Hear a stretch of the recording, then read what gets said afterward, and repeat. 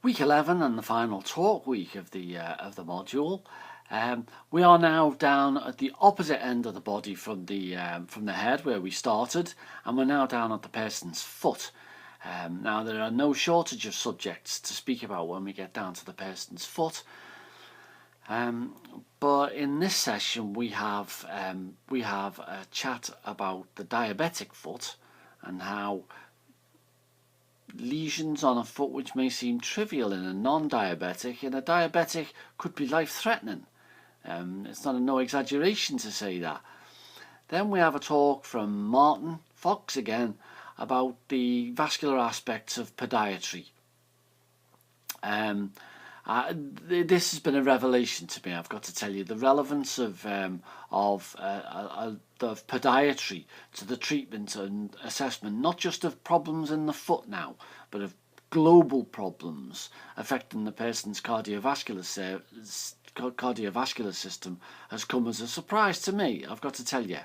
You know, the insights that Martin speaks about here strike me as being desperately important, both for the vascular disease management but also for cardiac disease management. Then we have a talk about larval therapy, again gaining popularity. Every single year it seems to me that more and more people seem to be speaking about larval therapy as an approach to the debridement of necrotic tissue,